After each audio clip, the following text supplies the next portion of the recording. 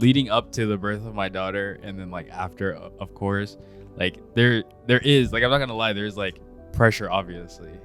You're like, okay, now I really can't fumble the bag.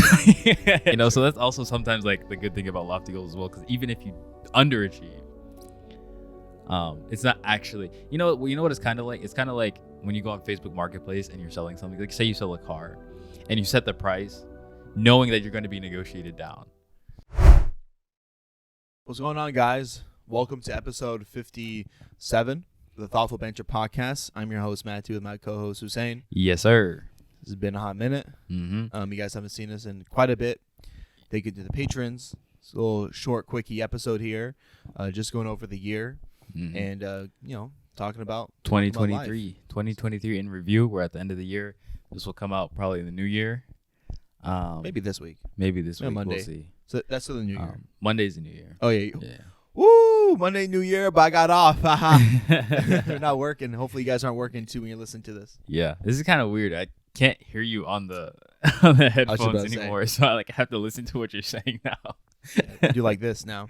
Yeah, so if you guys don't know, we have a separate audio system. A lot of, like, I always say a lot of changes, but we're actually trying to make some significant production changes. So if you guys don't know, the podcasts have been like manually edited, but there are softwares out there where it's like an AI plugin you can put in Premiere Pro that can sync up the audio of different audio sources. If you tell the AI the audio, which line of audio belongs to like which camera view, but the only problem is you can't do that unless you have separate audio tracks. And as far as I'm aware, you're only able to put audio in separate audio tracks if they're recorded on different systems. I'm sure there are like other systems that you can do that in the same system. We just don't have either of those. Any of those. It's probably like something way more out of our budget right now. Yeah. So we have our older system, the one we first started out with, and we have a newer one, and we have them plugged into our different computers. Now that's going to allow us to edit this with AI, hopefully. If you're watching this, that's probably the case. Now the downside is I can't hear Hussein on my headset. Yeah. I can only hear myself. So if I'm wearing my headset like on both ears, I kind of just hear only myself. Yeah. It's interesting. I didn't realize how much of a like difference that would yeah, make. definitely kind of feels like I'm talking alone. Yeah. It's weird. Anyways, so we're doing like a 2023 retrospective, right? Just I guess lessons learned, and we don't want to talk about our goals too much, but just I guess a general vague idea of the things we're trying to achieve next year. Yeah. You want to go first? Sure. 2023 recap for me, man. It's pretty good. I think got in a way better place in my life as far as like, I don't know, personal life, like career balance stuff is concerned. I will say like alhamdulillah, like I just feeling blessed. I think this is the first year I'm starting out where the biggest goal of mine isn't to like get a new job. Yeah. That's a big blessing. I think that like allows me to like pursue other things, like relax a bit and like feel secure. Because like always trying to like job hopping is what you need to do to grow, but like always trying to job hop is like I think can deter you in other aspects in life, depending on like your career and stuff. So just for me, it's like I feel like I'm in a better spot, can relax more, can focus on like the pod more. And I think another thing, I was talking to the boys about this, was just like being grateful. I'm trying to find a way to be more motivated but not hate myself, because like for so long, like in the past, unknowingly, my way of motivating myself to get things done was to like hate the position I'm currently in so that I can do better. Yeah, like the way I was able to get anything done was like, oh, I hate myself, I hate this thing, I'm gonna get better. But it's like if you only need that to be motivated, then you're just in a state of hate and discomfort. So like, Khalid, you guys know Khalid. He's been on one episode. Yeah. Khalid was saying a hot minute ago. He was saying, yeah, like the way you should be inspired to get things done isn't by being ungrateful for what you have, but like by your purpose to drive it. So I'm trying to work on that. If I'm being honest. 2023 for me was, there are a lot of changes. So obviously I had my daughter in 2023. That was like the biggest probably blessing of the year. And then outside of that, so I had written like an article talking about taking the leap and it was really kind of like a message to myself. I was, as you guys know, I'm like in commercial real estate as a career or whatever. And so I was kind of doing that on the side. I was basically doing property management, which was like a stable, steady income. And then I was doing like whatever deals came across my desk, like on the side, working on them on the side. And I mean, that worked for me. But, one of the ways to like really maximize your time to like the time to dollars ratio is if you're really successful on the commission side of things, on the commission only side of things. And I think I was scared of just not being able to hack it, not being able to make it. So I wrote this blog that was called Taking the Leap, and it was really just a message to myself. This year I took that leap, and it's been paying off. So alhamdulillah, yeah. Alhamdulillah, big wins. No complaints, inshallah. That's big. So that's like, I mean, I think that's almost like that to me. That kind of just that feels like entrepreneurship. Is that not being an entrepreneur? Yeah, I mean it is, because like I'm 1099 and I get paid for what I kill, Yeah. Alex Ramosi alert. You get paid for what you kill.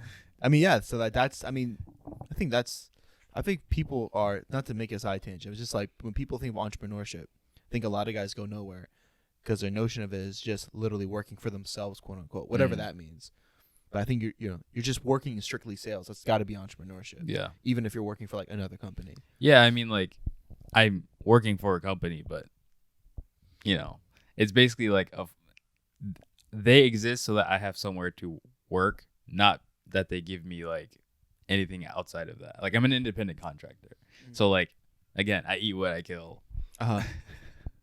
So let me ask you a question.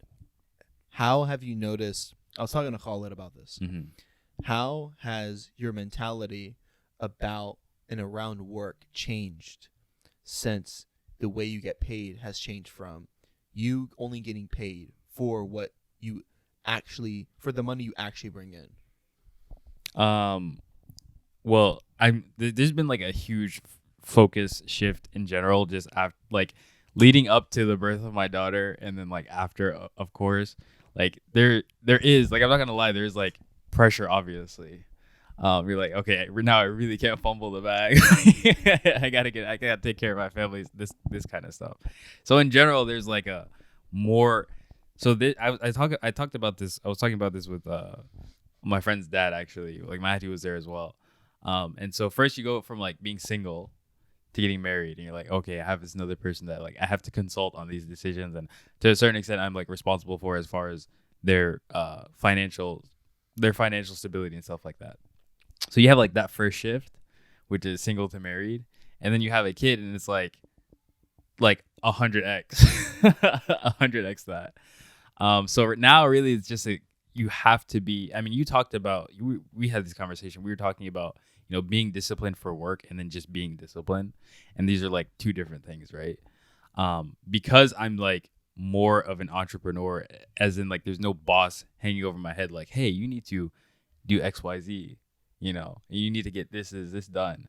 I don't have that like burden of, oh, I need to wake up on time to get to my job on time. I don't have to wake up on time to get to my job on time. I don't have to do a lot of things. I mean, there's some things I have to do from like the company perspective, but most of the time it's like I'm on my own schedule. So creating that schedule, one, and then sticking to that schedule, two, is definitely difficult. But that's been like kind of like the biggest mindset shift, is just trying to be disciplined on that time. I like to follow up with you once you make like $1 million, $2 million a year, inshallah, coming up soon, because I'm a big fan of Neville, and he has this like podcast series called How to Get Rich, and one thing he was speaking on was the difference in how your mindset is whenever you get paid differently. So a quick and easy example is like if you're a construction worker, you generally get paid every single week. So like the work is labor intensive, super super hard, sucks at times, but you're looking forward to that Friday check. Yeah, the Friday check comes. That's your peak spike of dopamine, and because you get that peak spike of dopamine, you're like, all right, I worked so hard. Here's my money. I have to spend my money. Relax. Yeah. Let me get my time back. So get some beers, you get some drinks, and a lot of times couple days later, blown. Yeah. So that's what comes with that kind of work, or contract work in general. A lot of times when it's like week to week, then it's like if you're a software engineer or like an entrepreneur, like not necessarily one of those two, but if you get paid once every 6 months, like if you're an artist, once every 6 months, but when you get paid, it's a huge chunk of money. Yeah.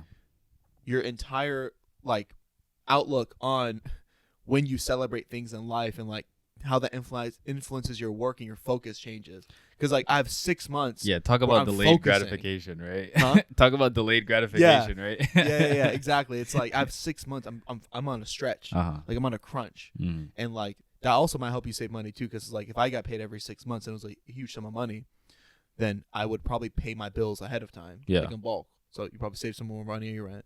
On your car insurance, you pay like every 6 months, right? Not like the 6 months off. Yeah. So like all these little things. So I'm looking forward to seeing that. We'll see, inshallah. We'll see. Let me know.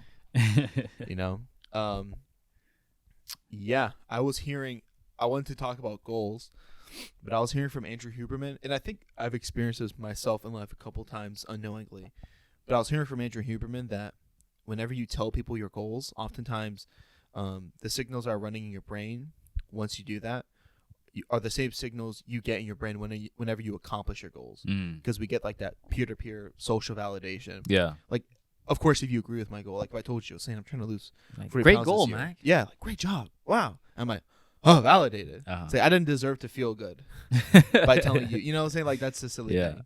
I mean, insofar as that feeling as you feeling good deters you from actually accomplishing that goal. Yeah. You know?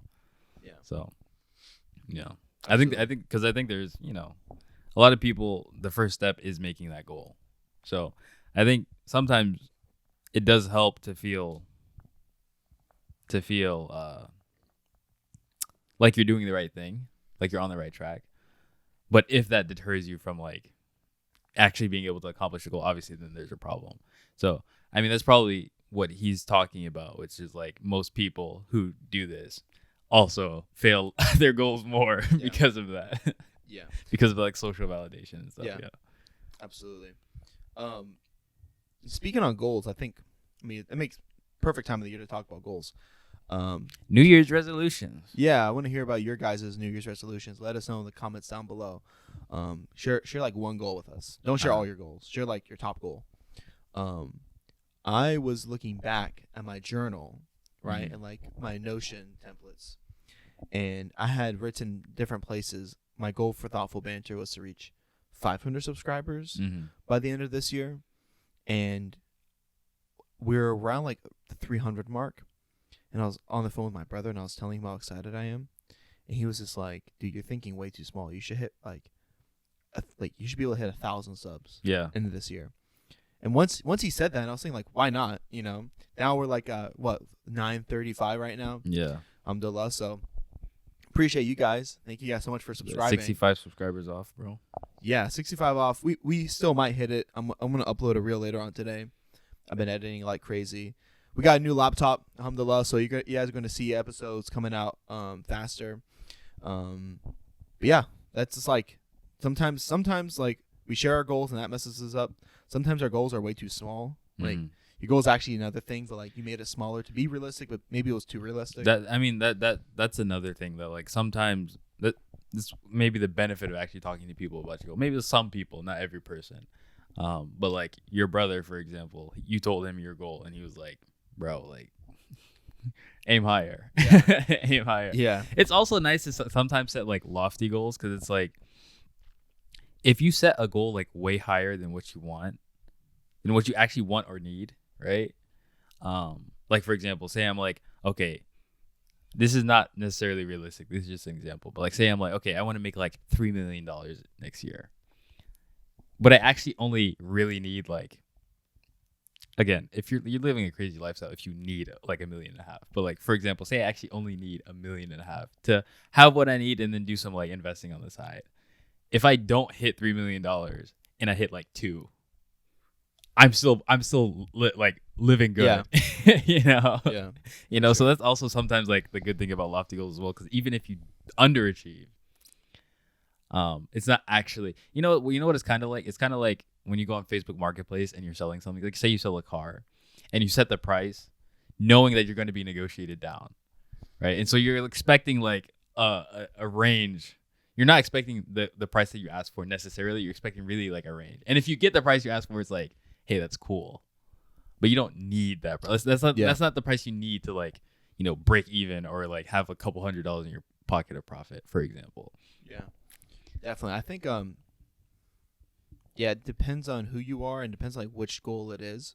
Sometimes your goals need to be like spot on specific, and it's like after this point, like I just want to hit this. It also depends on what it is, all this kind of stuff. Yeah, I think also that sometimes our goals are like sometimes we make goals at our goals to another goal. Like that's also the problem. Yeah, like, it's like mini goals. Yeah, like mini goals, but like we're not thinking that's a mini goal. Like maybe we should actually just have the bigger goal, like make steps to break them down instead of saying like my goal is this. So for example, like if you're saying my goal is to save up, I don't know, like my goal is to hit, like for me was like to hit 500 subscribers.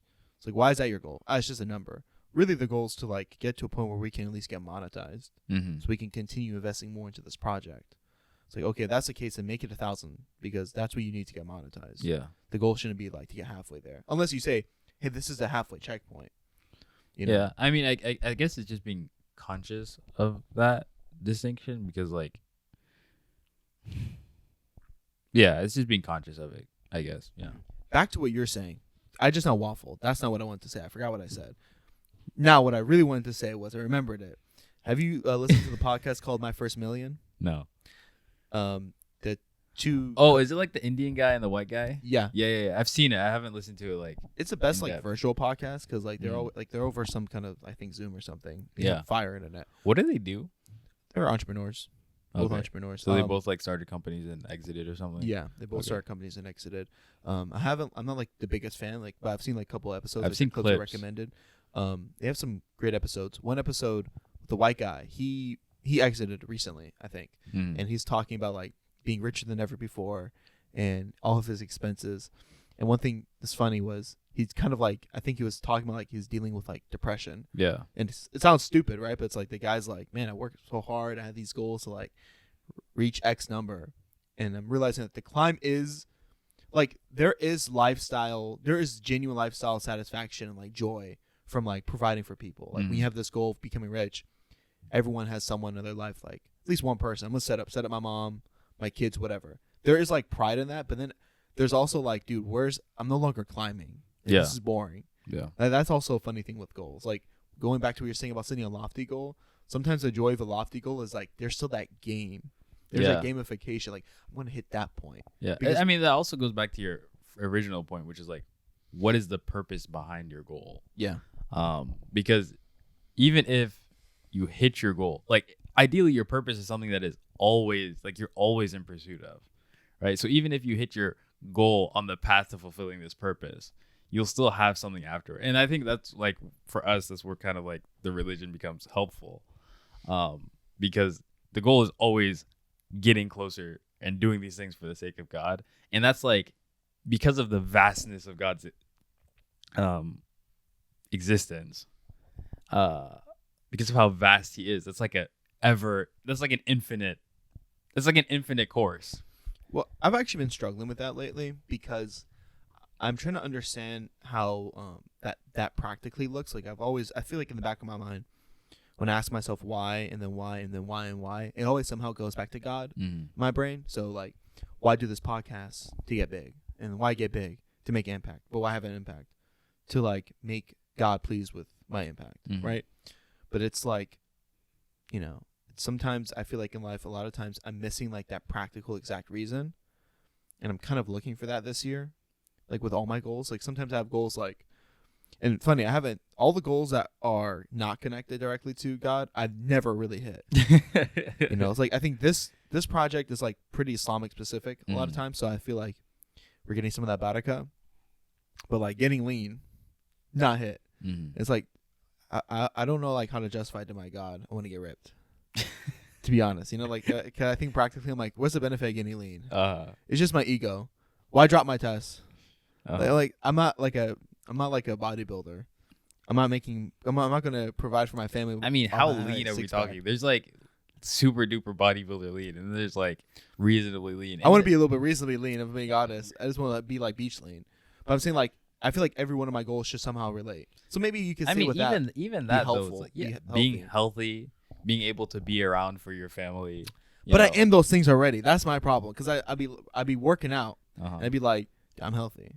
Like I can do cardio for like quite a bit. I can lift weights for quite a bit. So I could be healthier, but I can't justify my mind like, how is this much leaner, healthier? You know what I'm trying to say? I mean, I don't think that. Because I want to see abs. I'm like, but I like, how can I connect like abs, God? Because we're at that time we're having the episode about gym bros, right? And I'm like looking at gym bros. I'm like, I'm honestly not convinced the Sahaba had abs. Like, I don't think I think a lot of them didn't. Or if they did, it was like starvation. It was starvation abs. They weren't cut, bro. I'm like, these brothers. I mean, no, I mean this is like that even bodybuilder like physique or look is definitely like a very modern thing. This is not something that was like, dude, they were not working on proportions. Like when in scarcity, you're not. It's only in abundance that you focus on things like this. You know? Yeah, like if you look at, not to derail it completely, but to derail it completely. If you look at, I think if you want to know what the Sahaba looked at, you should look at poor people from other countries who fight. Great example. If you look at them soldiers in Afghanistan, them dudes are all skinny, like super duper skinny, and the ones who are maybe a little bit healthier are just a little bit skinny fat, but they're just super strong. And you can't see the muscle because there's a difference between like military strength and then like gym bro strength. Yeah. The military strength is like, my body has no excess fat. I can do 100 pull-ups because I weigh 20 pounds. And also I can run a long distance. And I can carry someone out of a place that I need to carry them. Because we're both light. And the heaviest thing on me is my gun, bro. You know what I'm saying? Like, I feel so disconnected. It was like, I'm watching the reels. It's like, I go up his summer. Dude's doing curls. Like, brother, they were not curling. They was holding goats. But anyways, I digress. Yeah. What were you saying? I don't remember. I don't remember. We're trying to like work. You were talking about like the practical, like focusing on kind of like the practical application of fulfilling that godly purpose. I don't know if it's that deep. Like I think maybe you're thinking about it too hard. If you're doing things and you can say, I think that these things, one, God would be happy with, and two, bring me closer to him. I think that's really like all you kind of need. Do you think every goal needs to be? Because I always feel like I'm trying to make my life very God centric. You know, and I'm kind of scared of like, I'm scared of like losing myself in a goal that's like not God. I think for you, almost all your goals are, even on like a subconscious level. I had a workout example that I don't remember, that just like left my brain. It's been a minute, bro. Oh, I was saying like, even if you feel better, you feeling better about yourself allows you to be a better husband, a better father, a better Muslim. Yeah. That's also like for the sake of God. Type beat. Understand? So it's like that in itself is religious. Yeah. And that's fire. So like that's kind of like a abstractish kind of understanding of it. It's like kind of far removed from like, I guess, what you're practically feeling in the moment. But they're all like connected to me. So I don't know. I have to think on that. Thank you. Like, if I don't know, like if you being in better shape means you're praying on time more because you like feel way better about yourself. Yeah. Like, you know. Yeah, like you look in the mirror. I look at myself in the mirror. I'm like, Alhamdulillah. Like, thank like God for God for this ability. You know. Yeah.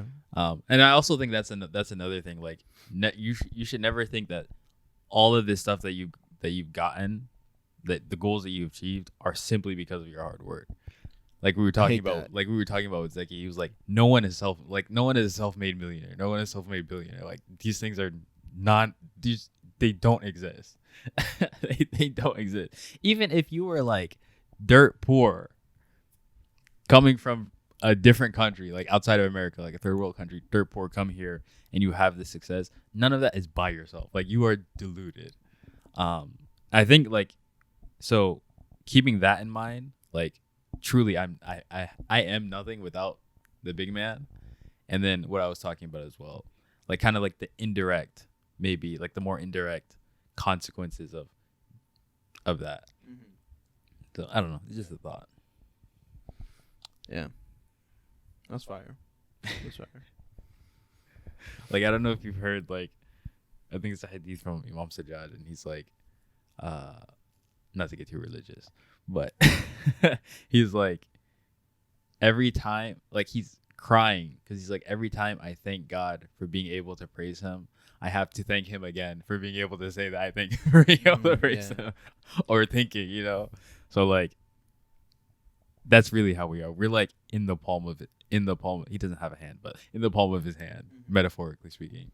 It's like the gratitude loop is endless. And I think another thing is like once you step out of that, you're like you're in a dangerous area. Yeah, it's so funny because you bring all that up.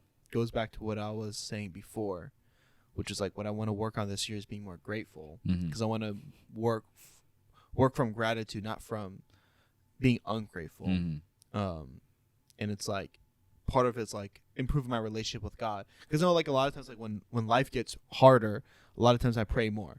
You guys have heard like hadith about this, right? It's like some people basically Allah tests us with life to see like our relationship with him. Like sometimes people come to God when life is only good. When life is bad, it's like, why would God do this to me? Yeah. I'm not going to pray to God. And then when life or the opposite. Yeah. And or what about the medium? Like all these spectrums of like emotions. It's like Allah's testing us, like how, do you still remember me? And I think like my thing is like, I know I come to Allah when things are bad, so I like make myself feel like things are bad to like work harder. I'm like, oh, it's not enough money.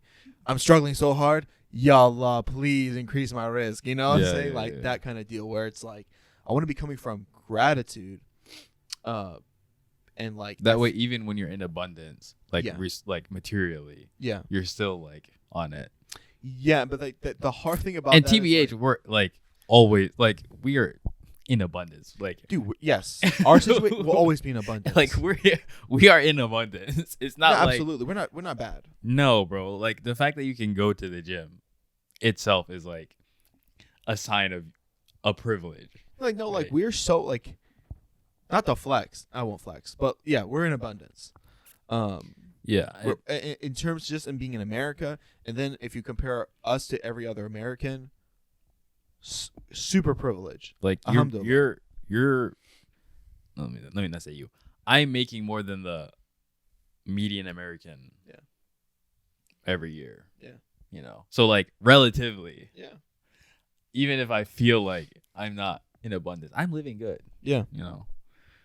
Just had a baby. That's definitely abundance. Yeah, bro. Yeah.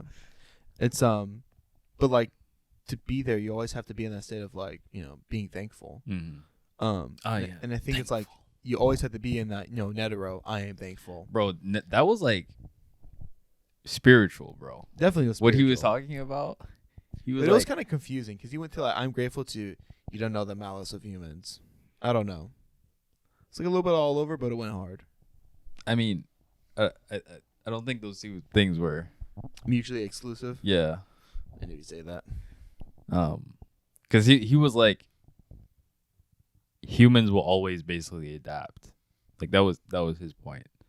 And you're on this conquest to conquer all humans, but you're underestimating like how resourceful we are. Basically, I don't think that's like antithetical to being grateful.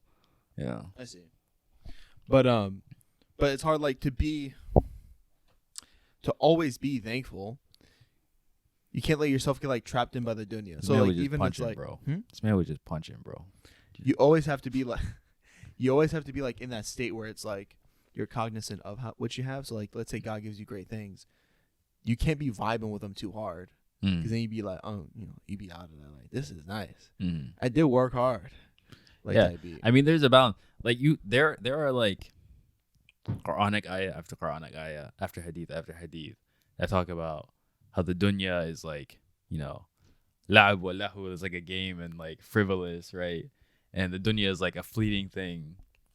And the dunya is this, the dunya is that, like talking negatively about the dunya. And then there are also hadith that talk positively about the dunya, right?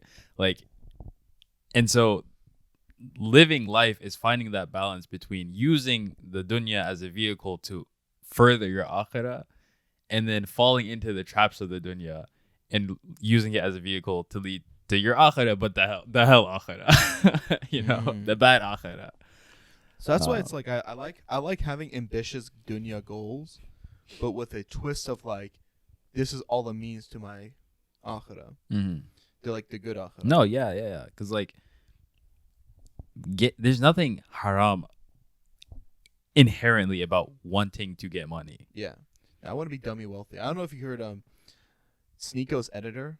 I think his name is Musa. He was in an interview. He was like, I mean, it was definitely inspirational. He was saying, I want to have 20 million by the time I'm 25. And when I have 20 million, I'm just going to build mosques and schools, and I'm not going to just pay for it. I'm going to have the money, and I'm going to be on the construction site because I'm not going to be working like on this editing stuff. I'm just going to be like building mosques with my own hands. He's like, because that's charity. It's like giving the money is not charity. It's like, I'm going to be building the masjid. I'm like, $20 million worth of masjids and schools and like wells for people.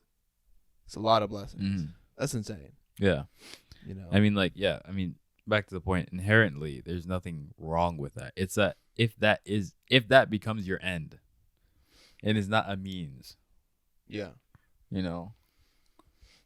This money is a vehicle to improve the life of my family, to make fulfilling my religious responsibilities something that I can do, a reality. And then like whatever you get beyond that is like where you put it, whether it be for you, because like even like, so I mean there's things that like that people don't necessarily think of as religious but could also be religious. I mean, we talk about this all the time. Like, if you see a poor person on the street, one of the like responsibilities that you could take from you could give them money. Like, there's nothing wrong with that. Give them money, give them charity. But also something you can do is making sure your kids don't end up in that position is also like a religious thing to do as well. So if you're investing money or putting away money for your kids so that they can live a life where they're not burdened by poverty, that's also a religious thing to do. So it's like sometimes we don't think about these things in that way, but they can be these things, and they can be beautiful as well. And that's kind of where like the subconscious part comes into it, because like I also don't think everyone who is religious is like necessarily thinking that way, but on a deeper, like more fundamental level, I think they probably would tell you that. Yeah. If you dug. Yeah. Yeah. Yeah. I agree, but I also think it's like, at least for me, I find it helpful to like be conscious of it because it brings clarity. Yeah. Like, I think that's better. Yeah, like it's motivating. I think it's better.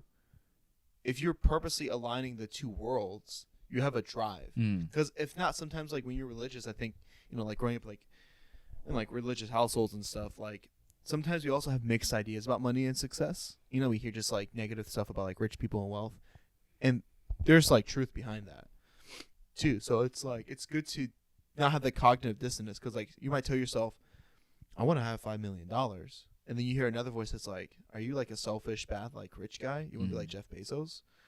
So it's like, but if you can consciously say like, no, this is for like God, I'm going to do X, Y, and Z with this money, then it's like you have nothing holding you back. Yeah, I mean, there are plenty of rich prophets. I mean, like there are also hadith that say stuff like, have a big house so you can have gatherings that remember like us in them. I love that. That's fire, right? Yeah, that's so like stuff like that, right? Yeah. You're not thinking about like, I don't know. It's interesting. The Prophet Muhammad was rich at times. Prophet Suleiman was definitely loaded, bro. Like dummy loaded. Yeah, like loaded beyond means. Like endless loaded glitch. So yeah. Side note, it's also interesting. Like, I think the most common job amongst all prophets was being a shepherd, which is like adds up. But I think that's just dope. In terms of the podcast goals, we have a lot of guests planned this year. I would like to hit 10,000 subscribers, but we'll see what Allah gives us. Yeah. And of course, our work, making these clips, and I like to grow more on Instagram. I don't understand, sometimes I'll post it. I'll make a nice clip. It'll do well on YouTube. It won't do well on Instagram and TikTok. Or then I'll make another clip. It'll do great on Instagram, but won't do well on other platforms. So it's all kind of like a game. But one thing that's helped me is I've decided mentally I'm not, and I don't think I thought to myself, I'm doing the podcast ever for money. But I told myself I don't care if this podcast should not be making me wealth. I just want this podcast to make money so it can be reinvested back into it. Yeah. Inshallah, I get rich, but by other means. This is a religious podcast, bro. This is not a business. If you think about it, right? So, now that I say that, that gives me, way more drive and focus. I'm less worried even about the views because I'm thinking, inshallah, it's Sadaqah Jariyah, right? We just get, fire episodes with, the best scholars we can find around. It's inshallah, that's just, blessings. Yeah. Blessings on blessings on blessings. Look at my life and it's lessons on lessons on lessons. I treat this be like a reverend. Tism came out a little bit. Apologies. Anyways, yeah. I mean, that's all I got. Yeah, that's all I got. Anything you want to share with the people? No. Just go to our Patreon. Support us on Patreon. Again, all that money basically gets reinvested directly straight into the podcast. It's helped us buy new equipment. Hopefully our production gets better as well. We're supposed to be offering writings and stuff on Patreon. We've been slacking, but do what you can. Yeah. And yeah, watch out for us in 2024. Keep us in your prayers. We'll keep you guys in ours. Let us know your goals. Oh, one thing I want to add. The schedule of 2024 is 1 episode a week. So we can just focus on providing the highest quality episode and planning out topics more and more. We experimented with 2 episodes a week. And there's some growth, but not enough to justify the time costs. Because I'm thinking, inshallah, I think you guys really like it whenever an episode is planned out very thoroughly and is also thoroughly edited. Yeah. So I think quality versus quantity for episodes, and you guys see the clips. I post the same clip 20 times in a day if I see the clips doing well. So I'm I'm trying to farm the clips, but the episodes we want to keep them as high quality as possible. So sorry to cut you off. Continue. That's it. Thank you guys for listening. We out.